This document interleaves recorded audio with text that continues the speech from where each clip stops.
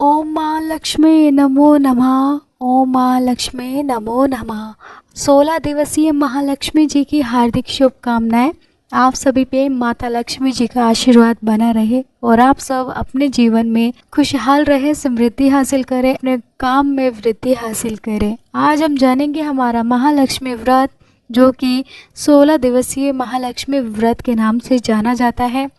गज महालक्ष्मी व्रत का बहुत ही विशेष महत्व होता है हमारे आम जीवन में, हमारे कारोबार के लिए तथा माता लक्ष्मी जी का आशीर्वाद प्राप्त करने के लिए साधक अपने श्रद्धा पूर्वक 16 दिनों के महालक्ष्मी जी को अपने घर में स्थापित करते हैं और विधि पूर्वक 16 दिनों तक माँ लक्ष्मी जी की पूजा अर्चना करते हैं।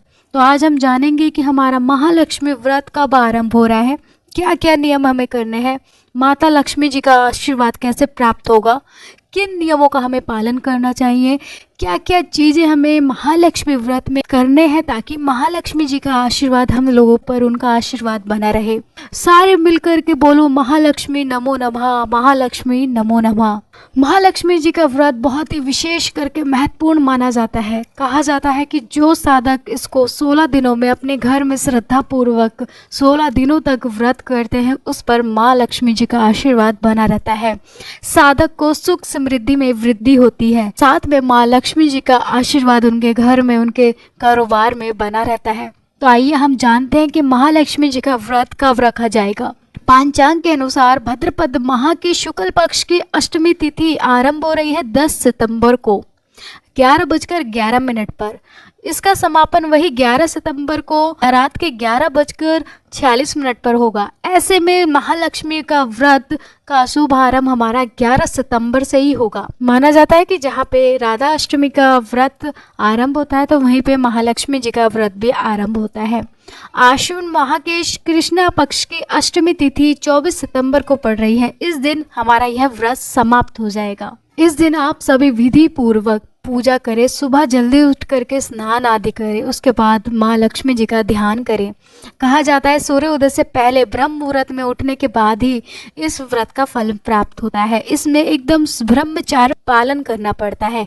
कोई भी ऐसी तामसिक भोजने आदि नहीं खाई जाती है। माँ लक्ष्मी जी को 16 प्रकार की चीज़ों को अर्पित किया जाता है। जैसे कि 16 प्रकार की अगर आप मिठाई अर्पित कर रहे हैं तो 16 प्रकार की मिठाइयाँ होनी चाहिए, 16 श्रृंगार होने चाहिए, जैसे कि पायल, इत्र, मांग टीका, काजल, मंगलसूत्र, चूड़ियाँ, ये सारी अगर आप 16 श्रृंगार माता लक्ष्मी जी को अर्पित करते हैं तो बहुत ही शुभ माना जाता है। 16 प्रकार के फल अर्पित कर सकते हैं, 16 प्रकार की फूल अर्पित कर सकते हैं। जो आपकी श्रद्धा है, जितना आपके पास है, माँ लक्ष्मी जी को उतना ही उसमें आप सभी को प्रसन्न करना है। इसमें 16 गांठ बांधने का महत्व माना जाता है।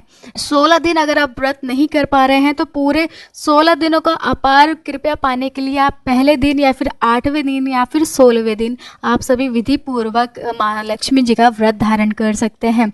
इसका फल उतना ही मिलेगा जितना आप सभी 16 दिन का व्रत करेंगे। आप सभी पे जितनी क्षमता हो माता लक्ष्मी जी को उतनी ही क्षमता में आप समर्पित कर सकती हैं। आप ध्यान रखेंगे कि माँ लक्ष्मी जी को पूरे 16 श्रृंगार अर्पित किए जाते हैं, मिठाई वगैरह अर्पित किया जाता है, कुट्टू के आटे के पकोड़े, साबूदाने की खीर का भोग लगाया जाता है। बहुत ही विशेष महत्व माना जाता है।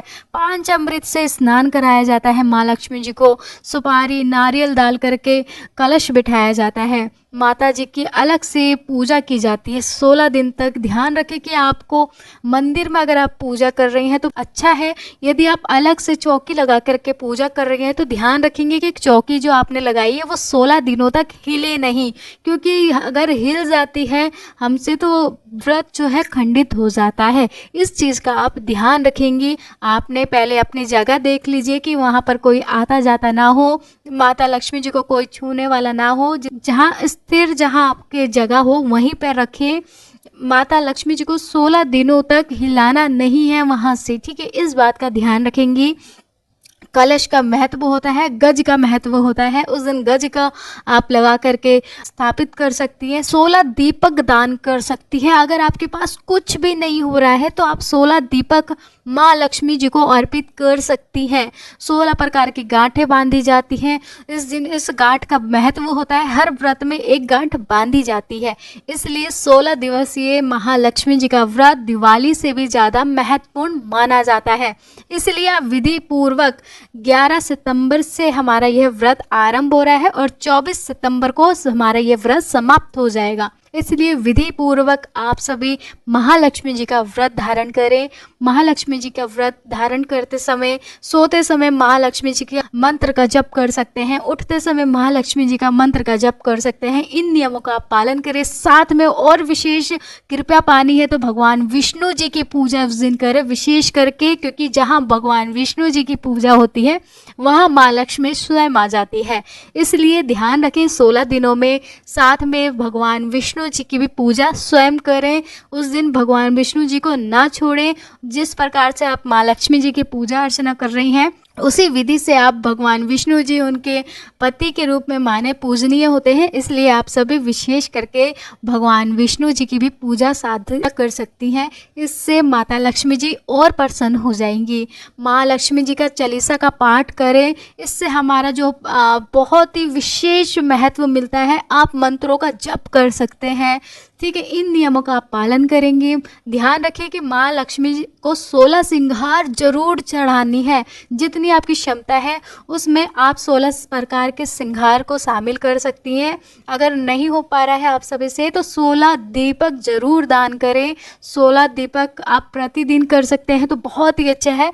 नहीं तो आप जब आपने व्रत करा है, एक पहला दिन या फिर 8वें दिन या फिर 16वें दिन, इन दिनों में आप 16 दीपक जरूर दान करें माँ लक्ष्मी जी को। इससे अपार कृपा बनी रहती है। तो मैं आशा करती हूँ वीडियो अच्छी लगी हो तो लाइक जरूर कर देना। कमेंट बॉक्स में महालक्ष्मी नमो नमः अवश्य लिखें। आप सभी पे माता लक्ष्मी जी का आशीर्वाद बना रहे। जय माँ लक्ष्मी।